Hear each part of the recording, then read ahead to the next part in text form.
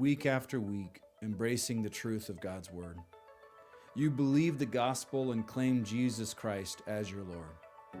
Yet you continue to struggle with pornography. You feel like a hypocrite, returning to the sin you hate that mocks the God you love. You desperately wonder, is lasting freedom even possible? Yes, you can overcome pornography, but not alone. 2 Timothy 2:22 says, "Now flee from youthful lusts and pursue righteousness, faith, love, and peace with those who call on the Lord from a pure heart. Only by repeatedly running from sin to Christ with other believers can you hope to enjoy lasting freedom." You can live with purity and integrity. Take courage, seek accountability, and do whatever is necessary. Get equipped at accountable2you.com. Wanted. Young men to rebuild Western civilization. Must be unafraid of pain, blisters, intellectual rigor, and a lifetime of long shifts with swords and shovels, digging ditches, repelling invaders, and reading stacks of books taller than their fathers. Must be impervious to manipulative women of all sorts, giggling virgins, cyber skanks, and even full cauldrons of Karens or hand-wringing clergy, but always seeking to hear and heed the words of Lady Wisdom. Immune to the leadership of hypocrites and LARPing online masculinitods, unaffected by abusive authorities, petty professors, and all brokers of official respectability. Willing to hoist the Jolly Roger and Johnny Cash's favorite finger whenever faced with idolatry. Long-suffering joy and determination required. Must be willing to dwell among the tombs and graves of the long dead, seeking truths that cannot die. Exhaustion guaranteed. Conflict guaranteed. Mortality guaranteed.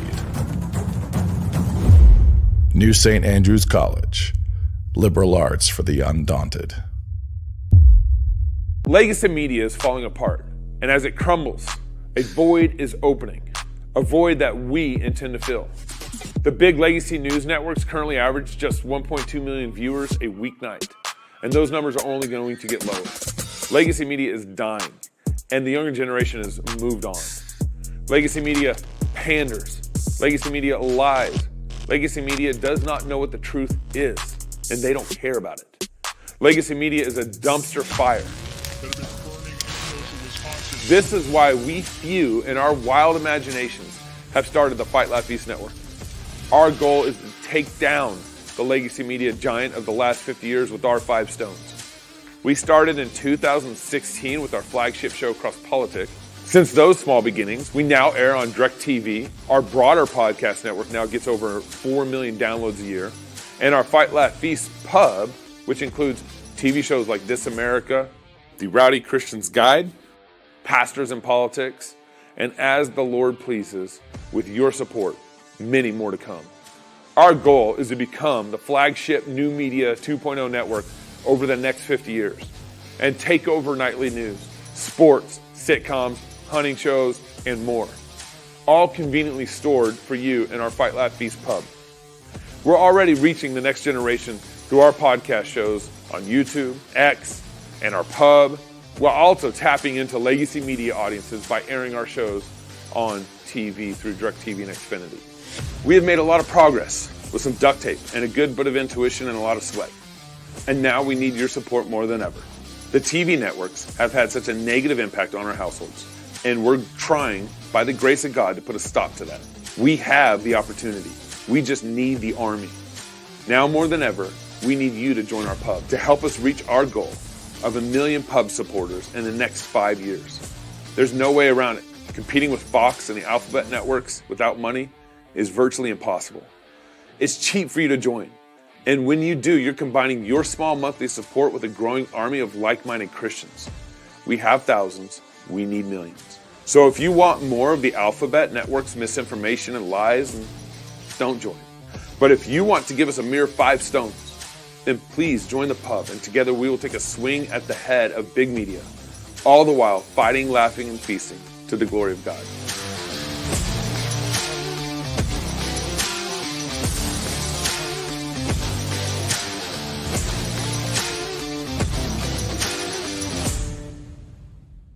America is a country that was founded for the purpose of allowing Christians to do their duty before God and not to have their consciences ruled by the doctrines and commandments of men.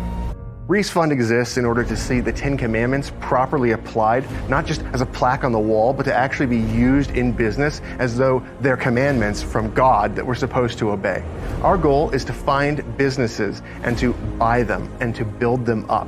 We want to find manufacturing businesses and use them to make sure that we can maintain our capacity to do things here. Rees Fund, Christian capital, boldly deployed.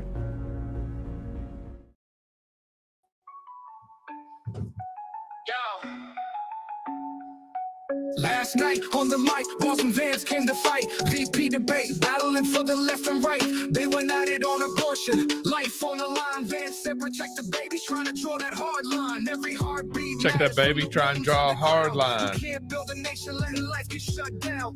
This is our AI hip-hop summary of the VP debate from last night. Hey, y'all, welcome to Cross Politics on the Fight Laugh Feast Network. It's good to be with you, Pastor Toby. I'm the water boy, and Knox is on a shoot, actually. A film shoot, I should say. Yeah. Who knows what that means these days? Elk shoot? I can't hear myself. You can't? No. Oh, you need to turn up? Yeah, Okay. I'm not, no volume in my Just tell me ears. when. Just I tell can't me hear when. nothing. Check, nothing. nothing. There I am. Oh, there it is. Okay. Oh, there we go. Look at us. Look at us in the studio without Knox. Yeah. Making it all happen. Yeah, we don't need you, Knox. Okay, never mind. I'm just kidding. It was a joke. All right.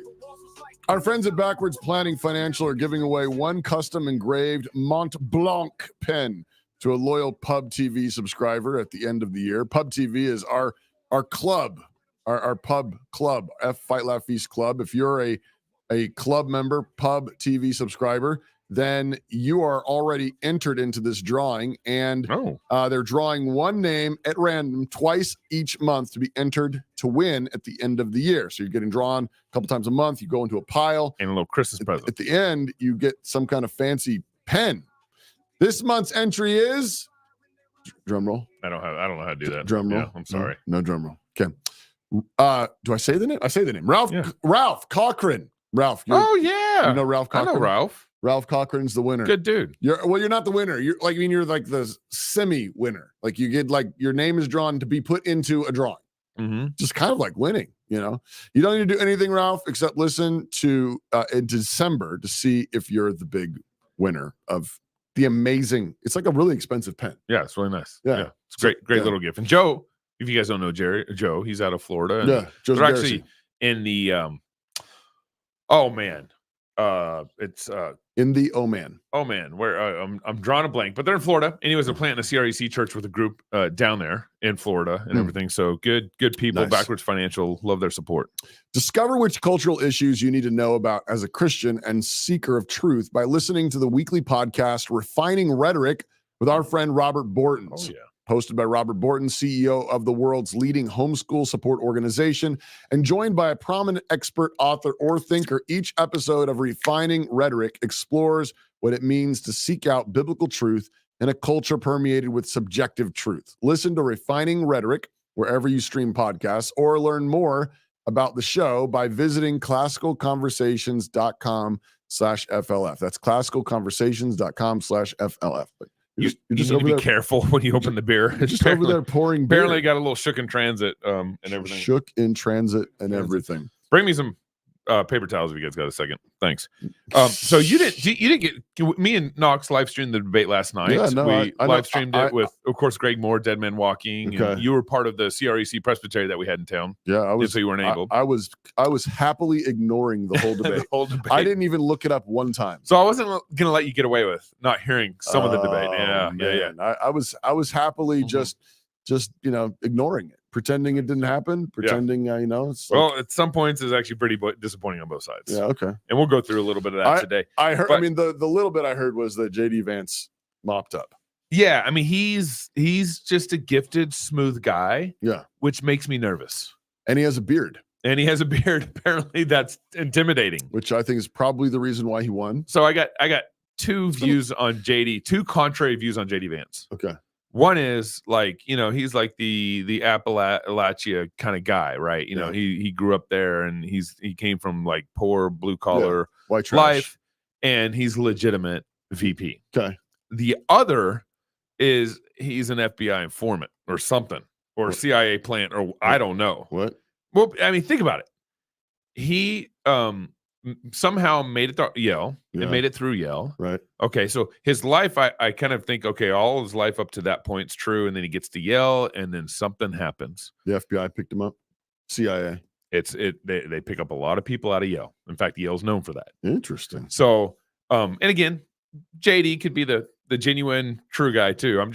My tentacles are just they're kind of crossing a little bit, And then think about it. He wrote his book, and then his book turned into a movie. Yep. And then he became senator. Yeah. And then I became VP. Pretty fast. Yeah. But he became the VP of Trump.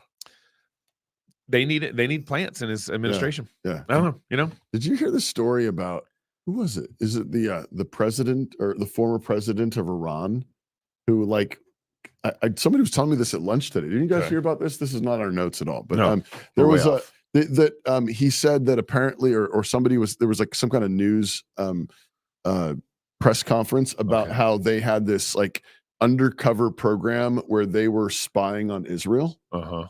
And then it came out that all these spies that they thought were spying on Israel were actually CIA, were Israeli spies spying on Iran. Oh my goodness! And they all got out of the country. Yeah, because they had to. You heard about the story? Anybody hear about this story? No, I haven't heard about that story. A friend of mine at lunch just told me. So if that's not true, I'm sorry. Yeah. But I trust this guy. I mean, Steve. He was like, hey, did you hear about the story about the Israeli spies, and the Iranians thought they were spying on Israel. Wow. Yeah.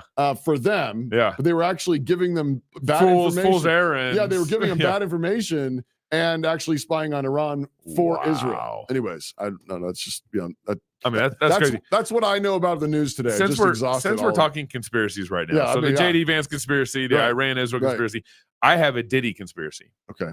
Think about Knox, this is what is when you're not here. I know. We just started talking about conspiracy. We have all these videos we're going to play, and we'll get there about the debate. So my Diddy conspiracy is, first of all, I believe it's all true. I believe Diddy's parties and all that and all the stuff, corrupt, all the perverse all parties. But I'm suspicious that how they're slow rolling out information. Like every week, there's a new press conference. Mm-hmm. Oh, we found this next week. Oh, there's apparently 120 involved. Oh, there's apparently a 9-year-old involved. Oh, how they're slow rolling it out.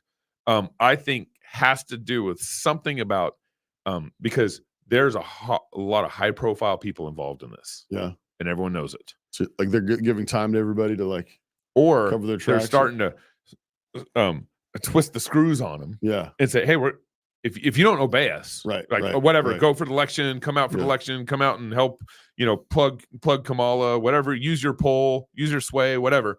If you don't obey us, we're just going to keep dripping stuff and it's going to get worse.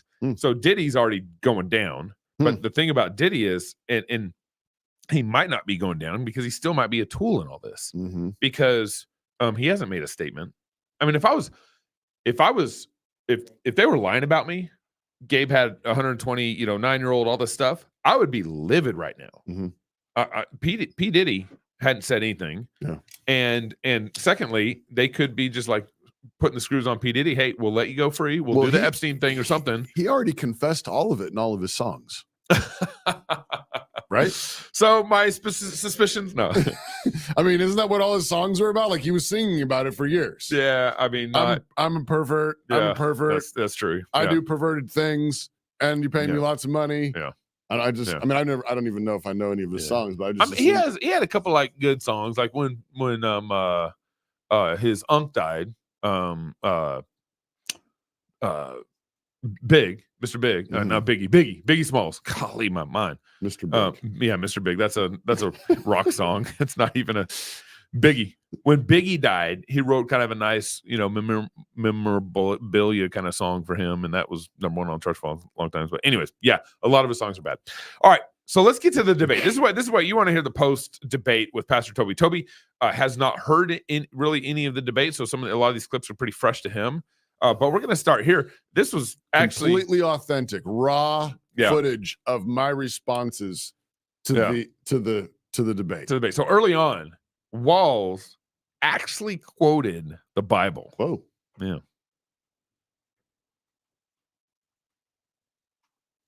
Look, this issue of continuing to bring this up, of not dealing with it, of blaming migrants for everything. On housing, we could talk a little bit about Wall Street speculators buying up housing and making them less affordable, but it becomes a blame. Look, this bill also gives the money necessary to adjudicate. I agree. It should not take 7 years for an asylum claim to be done. This bill gets it done in 90 days. Then you start to make a difference in this, and you start to adhere to what we know, American principles. I don't talk about my faith a lot, but Matthew 25:40 talks about, to the least amongst us, you do unto me. I think that's true of most Americans. I want to know what he's going to say. Being a Democrat, he's talking about immigration. Yeah. And he brings in Matthew 25:40. Yeah. Least of these, taking care of the least of these kind of thing. But that's a very, and we'll get here, we'll connect more dots later, but that's a very weird Bible verse for Democrats to quote, particularly because their views on abortion. Oh, yeah. I mean, but to the least, they care more about immigrants who aren't part of our nation. Yeah. Than the babies in the mother's womb who are part of our nation. Mm. Yeah. I was still stuck on his the first part of the clip. He said that his bill is going to reduce people who are waiting for asylum hearings or whatever to 90 days. Yeah. Which is just, I mean, when politicians say stuff like that, it's just ridiculous. Yeah. You can't just command things. Yeah. The king that commanded the tide not to come in. I mean, this is like just absolute hubris. Like, especially the vice president. You can't, right? Yeah, especially the VP. You can't even. I mean, but you can't just command these things to happen. I mean, people are more complex than just you. can't just pass a law and be like, now it will take 90 days. Yeah, right. So I mean, you can't. You just don't do that. And the hubris and the arrogance that says we can solve all your problems. We just pass a bill. I signed a bill. Yeah. Like you're pretending to be God. Yeah. Like that's blasphemy. Yeah. And then the other thing about the Matthew 25 verse is that, it actually says unto the least of these, my brethren. Yeah. Right. So it's specifically actually talking about your treatment of Jesus's people. Yeah. Now, right. I think there's a broader application, analogous application. Right. There's a good Samaritan, parable out there too, and that has to do with your enemies, people that you're, that you don't like. The Jews and the Samaritans were not friendly towards one another. But that particular passage is talking about Jesus people. We're to treat Jesus people that way. The naked, the hungry, the imprisoned, because the reason for that is because the pressure, the social pressure would have been for you to not be associated with Christians who probably ended up naked and hungry and imprisoned because they were being accused of crimes and being rabble rousers and terrorists. Right. And so the social pressure was, maybe I shouldn't associate so much with these Christians who've been arrested or have lost their jobs. That's actually the application in the first instance. That's good, Toby. So in this case, the application ought to be with those faithful, like who are the least of these my brethren right now in prison. It's like James Coates, Pastor Wayne Yee, I would say it's the pro-life guys that got prison Nashville, time. The Nashville 10. Who've got time who we got coming on tomorrow on the show, actually. Cool. Okay. But those are it's the people that you're tempted not to want to be associated with. Yeah. The people that JD Vance doesn't want to be associated with. That's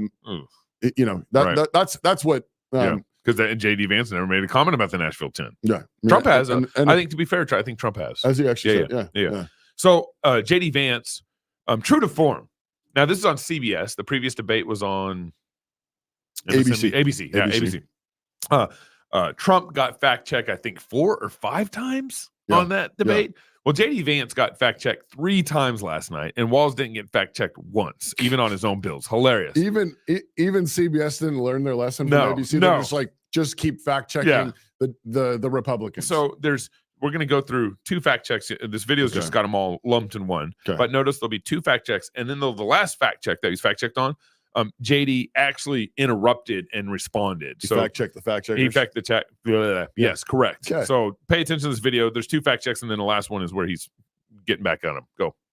Senator Vance, the U.S. did have a diplomatic deal with Iran to temporarily pause parts of its nuclear program, and President Trump did exit that deal. He recently said, just 5 days ago, the U.S. must now make a diplomatic deal with Iran because the consequences are impossible. The overwhelming consensus among scientists is that the Earth's climate is warming at an unprecedented rate. Margaret? Thank you, Governor. And just to clarify for our viewers, Springfield, Ohio does have a large number of Haitian migrants who have legal status, temporary protected status. Well, Margaret, but thank you, Senator. We have so much to get to. Margaret, I think it's important we're because going to turn out of the economy. Thank Margaret, you. the rules were that The you guys economy, weren't going to we're- fact check, and since you're fact checking me, I think it's important to say what's actually going on. So there's an application called the CBP One app, where you can go on as an illegal migrant, apply for asylum or apply for parole, and be granted legal status at the wave of a Kamala Harris open border wand. That is not a person coming in, applying for a green card and waiting for 10 years. That is the facilitation of illegal immigration, Margaret, by our own Thank you, Senator, for leadership. describing the legal process. We have so much to get to, Senator. Those We have laws so have been on much- the books since 1990. Thank you, gentlemen. The We CBP want to have- One app has not been on the books since 1990. It's something that Kamala Harris created, Margaret. Gentlemen, the audience can't hear you because your mics are cut. We have so much we want to get to. Thank you for explaining the legal process. Nora? So those 3 fact checks. That last one was very embarrassing because JD Vance brought to their attention that they agreed not to fact check. Yeah. And they fact checked 3 times. And then the last time, actually, multiple people fact checked JD Vance's comments online afterwards. And they was like, yeah, he's 100% correct on how all this immigration happened. Those ladies are annoying. 100%. For like, I don't know how you guys watch this. I would have walked out. Well, thank goodness our internet actually petered out, so we didn't watch the whole debate. Oh my goodness. Yeah. What oh my goodness. It's like Karen 1 and Karen 2. Like, I mean, and they're like just like smiling at each other and yeah. No, it's pretty difficult. All right, so now getting into kind of more the meat of the debate. We don't have all of JD's arguments, and I actually would recommend go back and listen to all of JD arguments on abortion, defending his and Trump's, or at least Trump's stance on abortion. But here's kind of a little taste of it. Obviously, they went around the wagon on the abortion topic. Went around the wagon? Went around the mountain. What does that mean? Went around the wagon. It's like the mountain Chinese went around Chinese the wagon. fire drill. You know, I have no idea what you just said, Gabe. Obviously, the mountain went around the wagon. Yeah, yep. So stay still. I don't know what that means. No idea what that means. But they went around again and again on the issue of abortion. Okay. And but here's a taste of JD's arguments on it. Go ahead and roll this clip. Now, of course, Donald Trump has been very clear that on the abortion policy specifically, that we have a big country and it's diverse. And California has a different viewpoint on this than Georgia. Georgia has a different viewpoint from Arizona. And the proper way to handle this, as messy as democracy sometimes is to let voters make these decisions, let the individual states make their abortion policy. And I think that's what makes the most sense in a very big, a very diverse, and let's be honest, sometimes a very, very messy and divided country. The other argument he also used, there's probably 3 arguments, some kind of personal stories and then kind of states' rights argument here. The other one he said is we have lost the citizens' trust. Republicans have on how to deal with this, and we need to gain their trust back. Yeah. So that was a very odd. And did he say that the way to regain their trust was by defending the lives of the unborn? No. It was I guarantee my take is that he is being counseled by big pro-life Eva or whatever, big pro-life movement on how to talk about this. Because Roman Catholics are better than this. I know. Yeah. I mean, he's a Roman Catholic. Yeah. I mean, there's a whole bunch of Catholics that are better than that. The best way I can defend JD on his stance on abortion right now is he has to be holden to Trump's stance, or that's how he views it. Yeah. I wouldn't, but that's how he's saying. Yeah. I'm just articulating Trump's. I just wish that I can kind of, I don't think I would do it, but I can get my head around like wanting to defend whatever the platform is or whatever the policy plan is.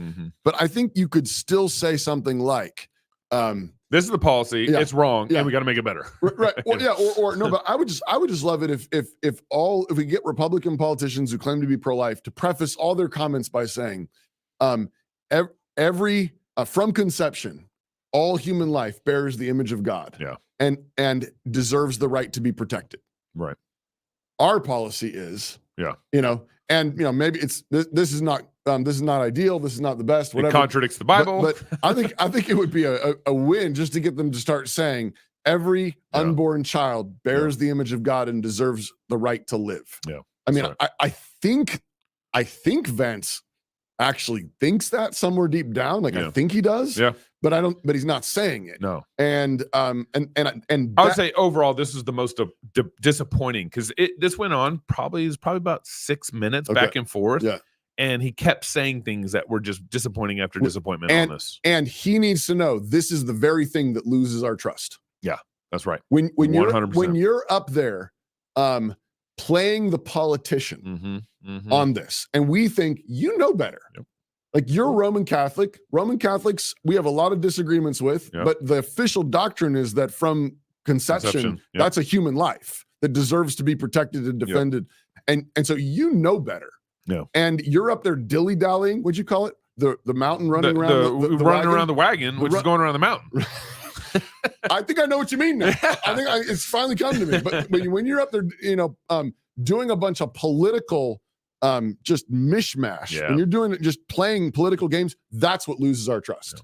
You cannot be trusted. You're playing games. Well, it would be far better just to say, look, I'm a Christian. Life begins at conception. Yeah. That should be protected. We live in a country right now that won't criminalize that, and so we're gonna have to leave it up to the states. Yeah, like that's at least honest. Yeah, it's at least straight. Like I might not. I would want to say no. We need to ban abortion. Right. I would just bite the bullet. But if he's not there, he says no. Practically, tactically, this is the play we've got to run. This is the play that Trump has called. Yeah, fine, but be honest about it. Be like, but I personally disagree. I believe this is wrong. This is murder. Yeah. Well, and a lot of our conversation last night, we had Greg Moore on the show. We had Rod Martin on. Yeah. We had William Wolf on, and then we had Marcus Pittman in the studio, kind of taking your seat. Yeah. And it was really good because he has a red beard. Also, it was a really good conversation. That's right. Yeah. Yeah. But one of the things that we talked about was how responsive were JD Vance's arguments about abortion instead of being like proactive. Yeah. How defensive versus proactive. Yeah, right. And you go through this, and there was multiple times where JD could have been proactive. Right. It's like, I think part of the reason why it sticks out so much, again, I missed all his comments on the thing, but where I've seen the other clips of him doing this. Yeah. And the reason why it sticks out like a sore thumb is because he's actually so competent on so many other areas. That's right. That's right. He's articulate. Yep. He makes sense. Yeah. He's clear. Yeah. I feel like he's selling his soul here a little bit. No, absolutely. I totally think that's what he's doing. I mean, there are other places where I differ with him. He's a little bit more big government than I am, and I'm not there. But he's clear. Yeah. He's articulate. When it comes to abortion, he sounds effeminate. Yeah.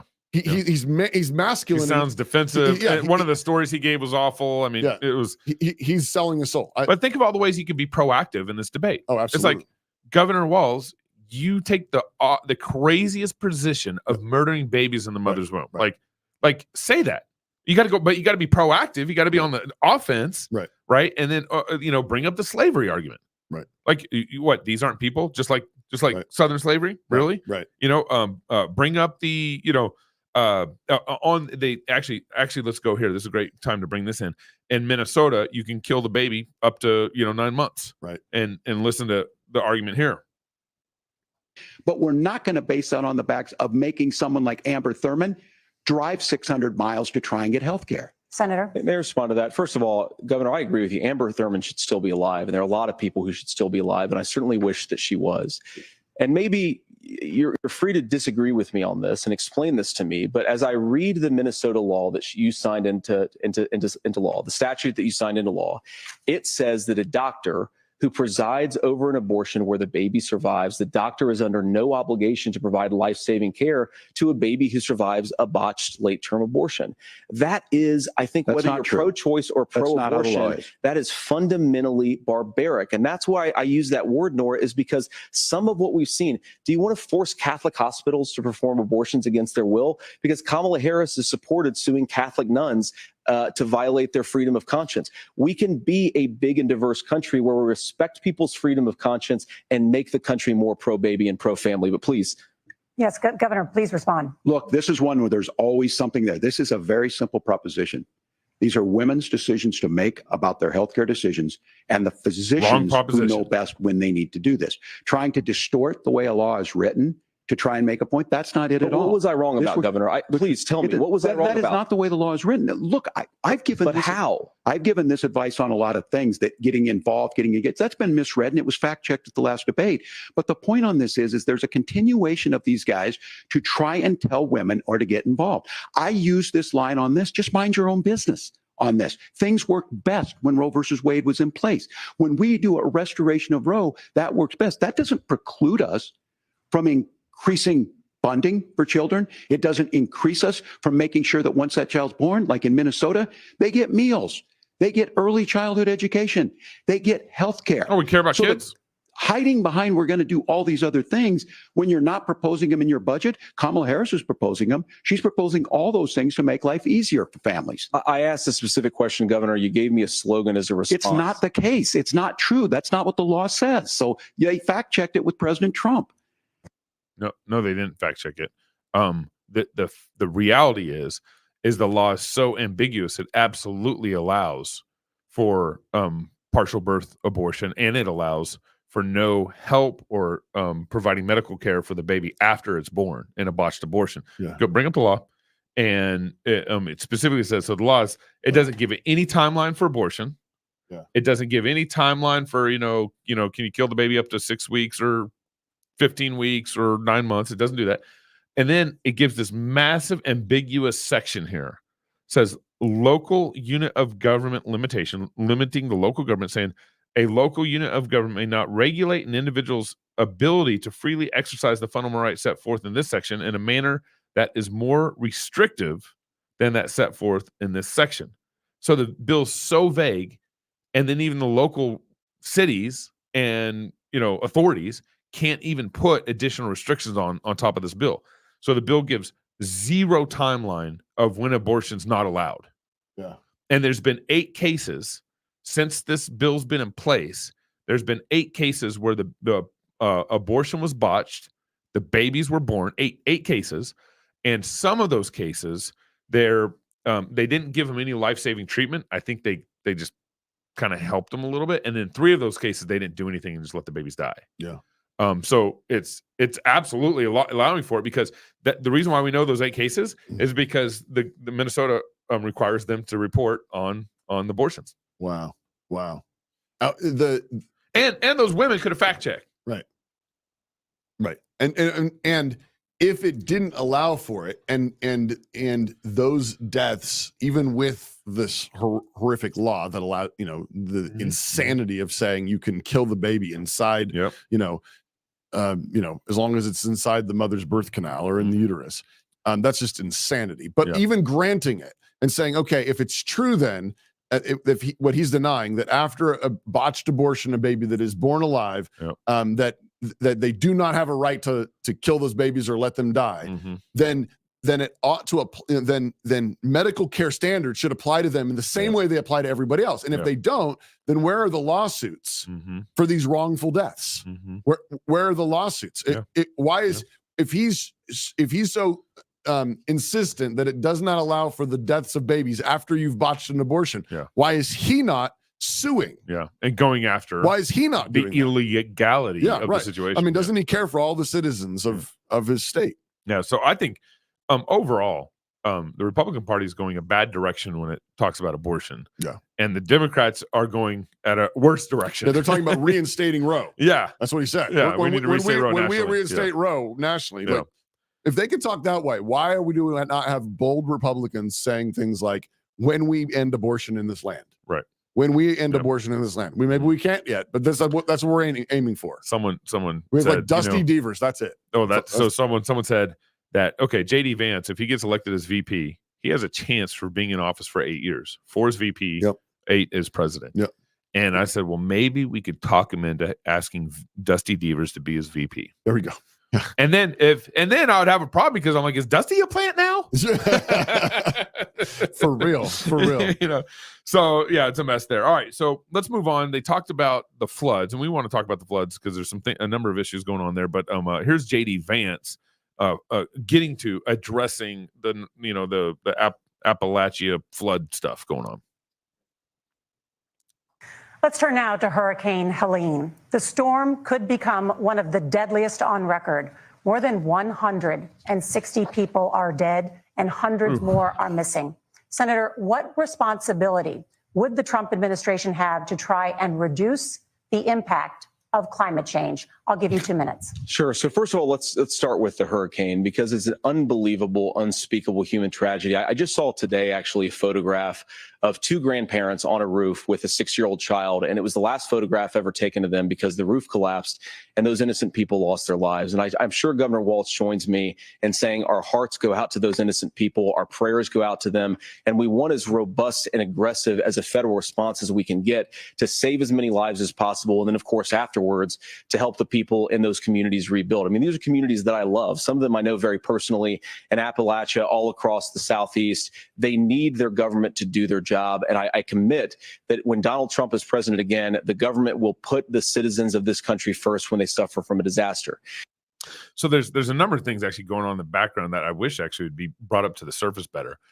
But one thing note how she asked this question. Yeah, it's all a setup for climate change. Leftist climate change. Yeah. So almost all the questions in the debate that were directed at JD Vance were like this stated in an anti-Republican-ish conservative way. Assumed a progressive worldview. That's exactly right. Right. And everything directed at Tim was softballs. I mean, it'd be like asking butterflies. Walz, like, since you're offering babies to Molech. Exactly. Like that's the setup. Like that's, I'd be like, if the gods of climate change, right? Yeah, which is how we would do the debate, by the way. If Cross Politics gets a chance to do the debate, we'd ask, since abortion is offering babies to Molech and human sacrifice, kind of like the Aztecs and the Nazis. And my goal in the next number of years is for us to be able to somehow position ourselves to be like the go-to Republican Party debate moderators. Yeah.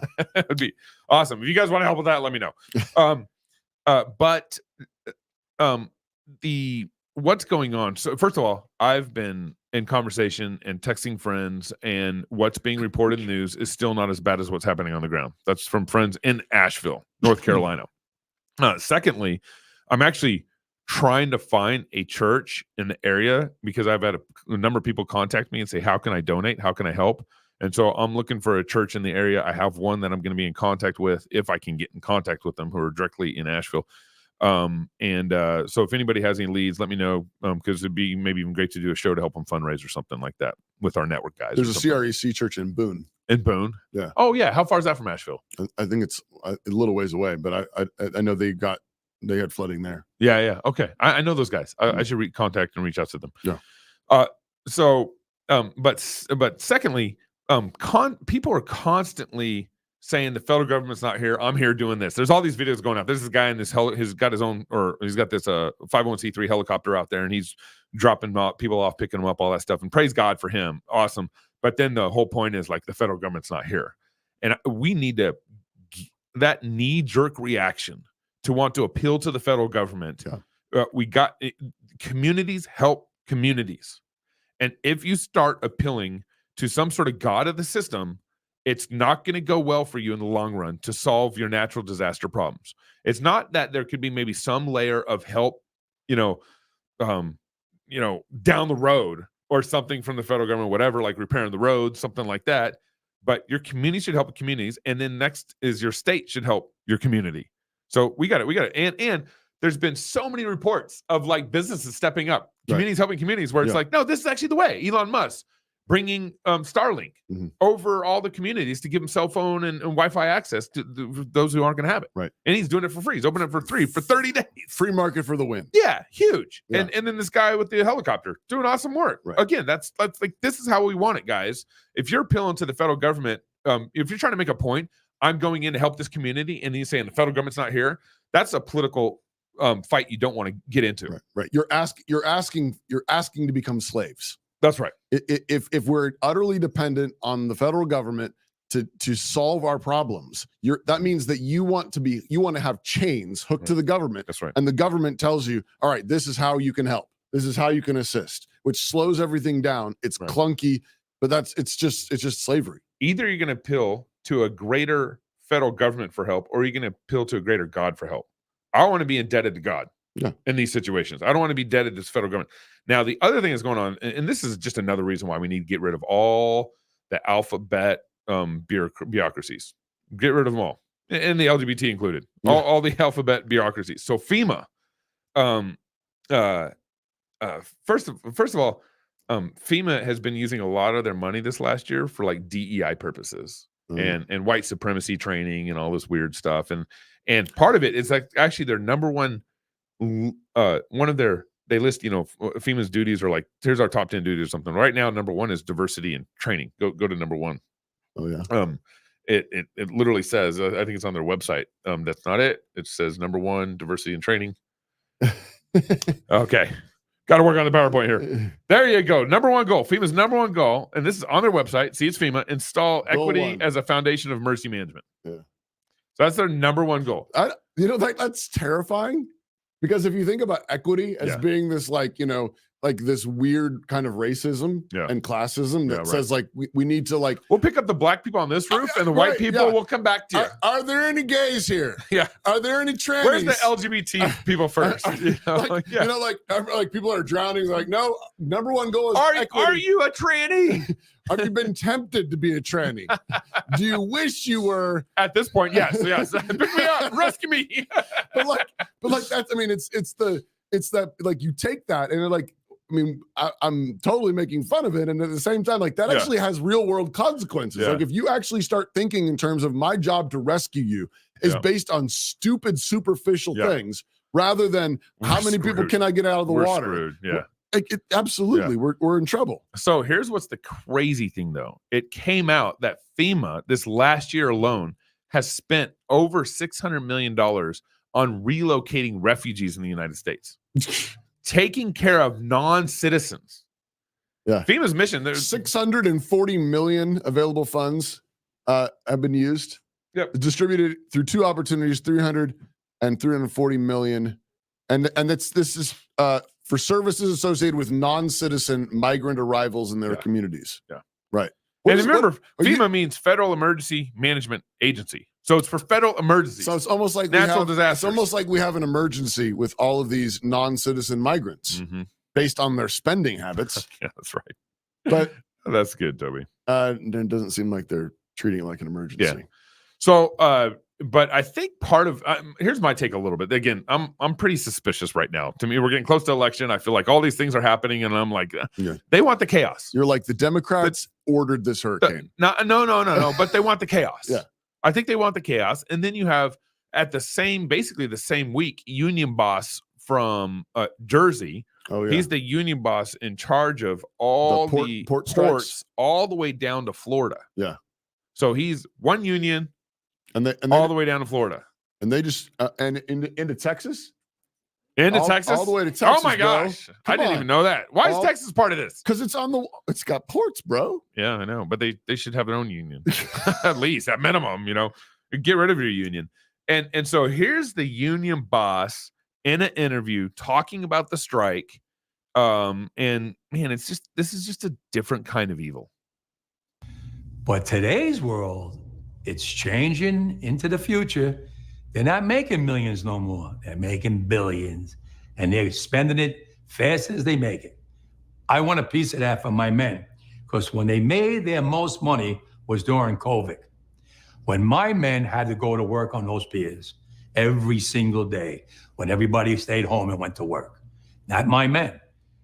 They died out there with the virus. We all got sick with the virus. We kept them going.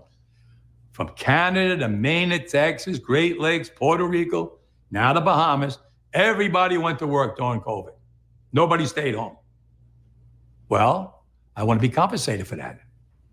I'm not asking for the world. They know what I want. They know what I want. And if they don't, well, then I have to go into the street and we have to fight for what we rightfully deserve. These people today don't know what a strike is. Right. When my men hit the streets from Maine to Texas, every single port will lock down. You know what's going to happen? I'll tell you. First week, be all over the news every night, boom, boom. Second week, guys who sell cars can't sell cars because the cars ain't coming in off the ships. They get laid off. Third week, malls start closing down. They can't get the goods from China. They can't sell clothes. They can't do this. Everything in the United States comes on a ship. They go out of business. Construction workers get laid off because the materials aren't coming in. The steel's not coming in. The lumber's not coming in. They lose their job. Everybody's hating the longshoremen now because now they realize how important our jobs are. Now I have the president screaming at me, I'm putting a Taft-Hartley on you. Go ahead. Taft-Hartley means I have to go back to work for 90 days. That's a cooling off period. Do you think when I go back for 90 days, those men are going to go to work on that pier? It's going to cost the company's money to pay their salaries. Well, they went from 30 moves an hour maybe to 8. They're going to be like this. Who's going to win here in the long run? You're better off sitting down and let's get a contract and let's move on with this world. And in today's world, I'll cripple you. I will cripple you. And you have no idea what that means. Nobody does.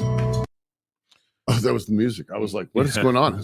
Someone's playing music. First of all, the only reason why he as a union has so much power, because he does, he controls the ports, Maine all the way down to Texas, right, is because the government has created structure to where only unions are allowed on ports to do business and to take.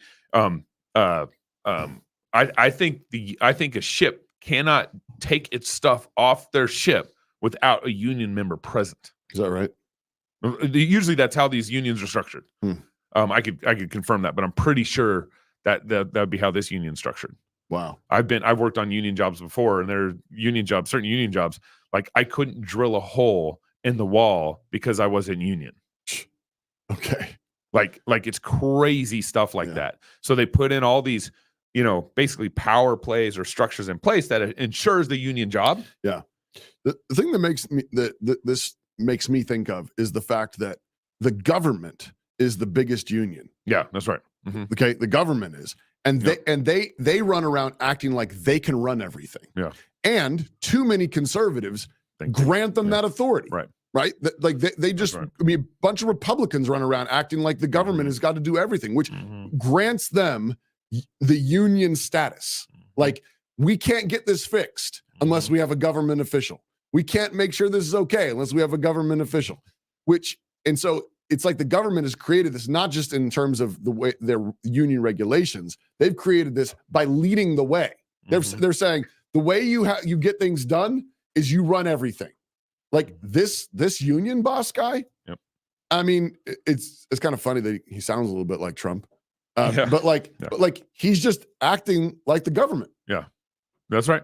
He's just playing thug moves like the government. They're the biggest thugs in the room, and he's a smaller thug, but he's like, he's figured out how to pull the leverage. But I have a lot of power here. I have a lot of leverage, and I will make you hurt. Yeah. And when you're in gangland, when you're in thugland, when you're in mobster boss land, well, how do you? It's all power plays. It's all power plays. And so, but I think it's. It's interesting that he said during COVID. Yep, that's the other thing I wanted to bring up. They made all their money. The docs. Yep.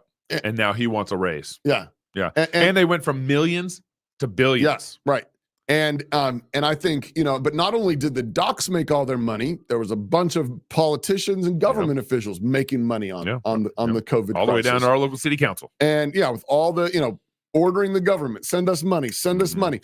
And that's the thing is, this is actually downstream of this is inflation stuff. Where it's like, you can't just be like, well, these people can make more money. These people can make more money, which is what the government is doing. The government's picking winners and losers, acting like mob bosses.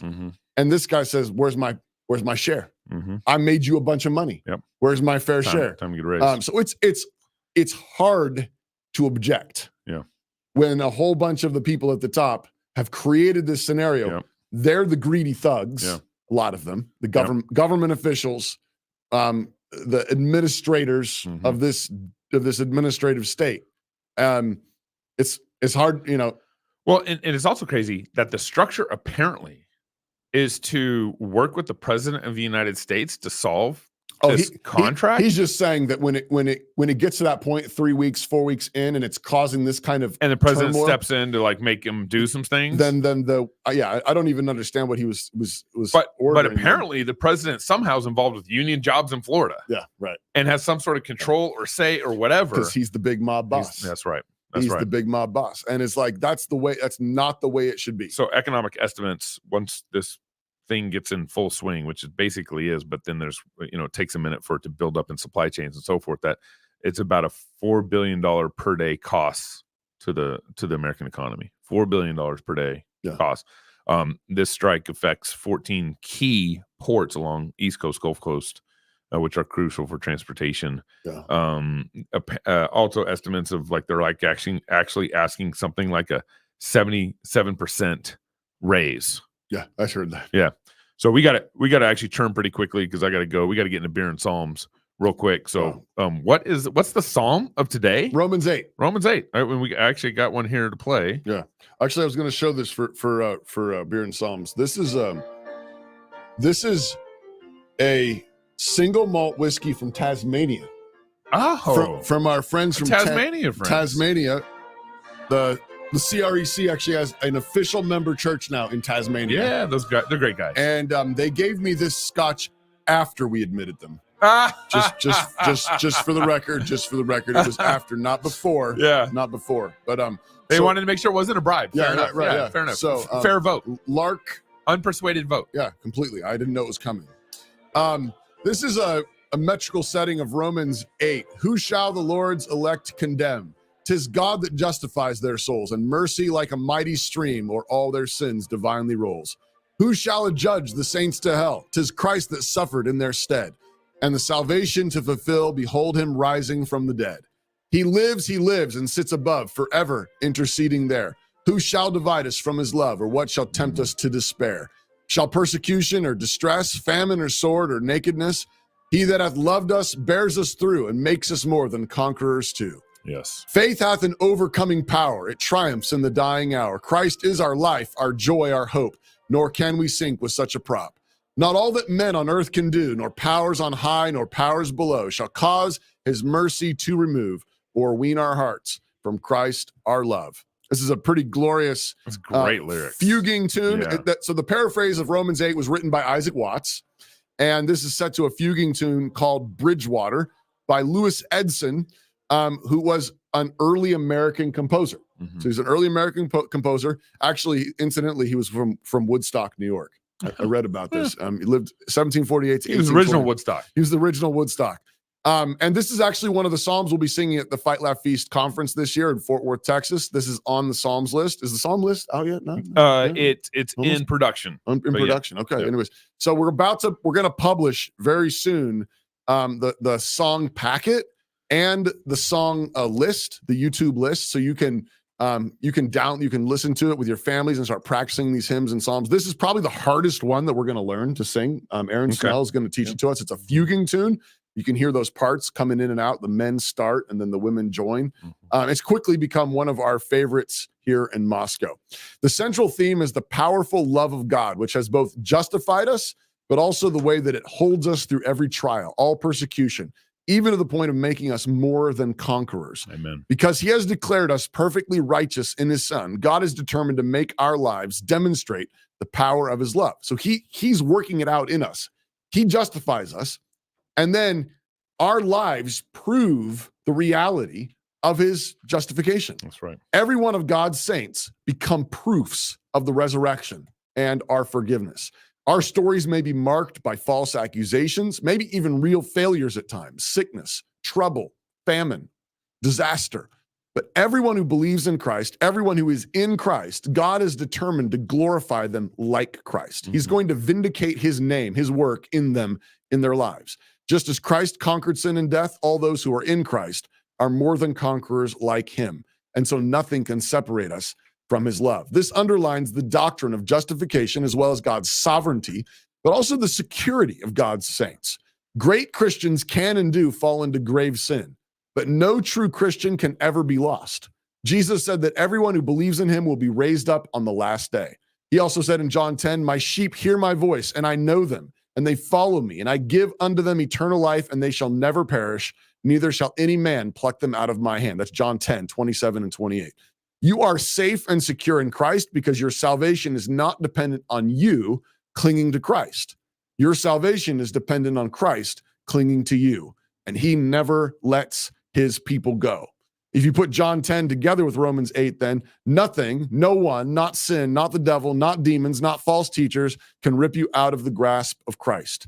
He suffered, bled, and died not to try to save you, but to secure your salvation forever. A true child of God can no more be separated from the power of Christ than Christ can die again.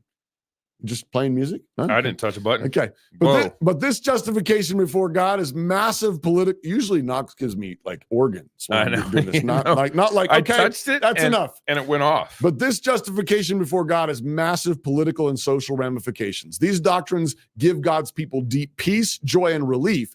And it is in that place of Christian peace and joy that you're equipped to be useful in this world. Your family needs you to lead with peace, ruling in your heart. Your husband needs you to help with joy, filling your heart. Your parents need your cheerful obedience with the gladness of salvation in your mouth. Your church needs your glad service. Your neighbors need your gracious presence. Your city, your state, your nation needs people who are centered on God's sovereign grace so that you cannot be moved even in the midst of all kinds of turbulent times.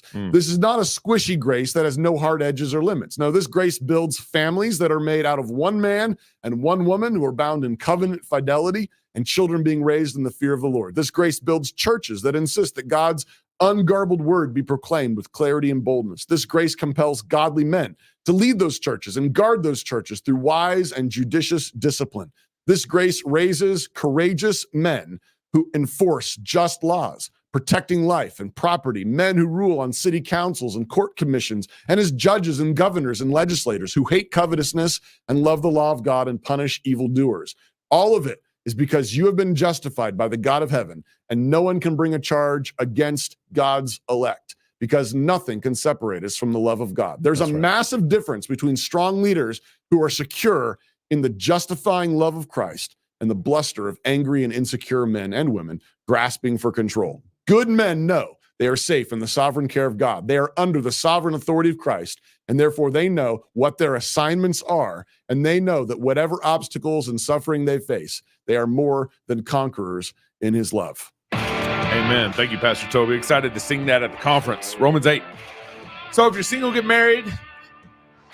If you're married, have kids. If you have kids, go baptize them. Until next week, love God with all your heart, soul, mind, and strength. Love your neighbor as yourself. Go fight, laugh, and feast. I have too much on my mind. This is out. See you tomorrow. Legacy media is falling apart, and as it crumbles, a void is opening, a void that we intend to fill. The big legacy news networks currently average just 1.2 million viewers a weeknight, and those numbers are only going to get lower. Legacy media is dying, and the younger generation has moved on. Legacy media panders. Legacy media lies. Legacy media does not know what the truth is, and they don't care about it. Legacy media is a dumpster fire. This is why we few in our wild imaginations have started the Fight Laugh Feast Network. Our goal is to take down the legacy media giant of the last 50 years with our 5 stones. We started in 2016 with our flagship show, Cross Politics. Since those small beginnings, we now air on DirecTV. Our broader podcast network now gets over 4 million downloads a year. And our Fight Laugh Feast pub, which includes TV shows like This America, The Rowdy Christian's Guide, Pastors in Politics, and As the Lord Pleases, with your support, many more to come.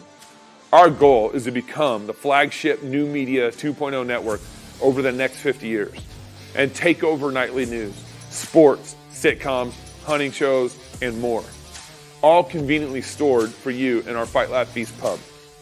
We're already reaching the next generation through our podcast shows on YouTube, X, and our pub, while also tapping into legacy media audiences by airing our shows on TV through DirecTV and Xfinity. We have made a lot of progress with some duct tape and a good bit of intuition and a lot of sweat. And now we need your support more than ever. The TV networks have had such a negative impact on our households, and we're trying, by the grace of God, to put a stop to that. We have the opportunity. We just need the army. Now more than ever, we need you to join our pub to help us reach our goal of 1 million pub supporters in the next 5 years. There's no way around it. Competing with Fox and the Alphabet networks without money is virtually impossible. It's cheap for you to join. And when you do, you're combining your small monthly support with a growing army of like-minded Christians. We have thousands, we need millions. So if you want more of the Alphabet network's misinformation and lies, don't join. But if you want to give us a mere 5 stones, then please join the pub, and together we will take a swing at the head of big media, all the while fighting, laughing, and feasting to the glory of God.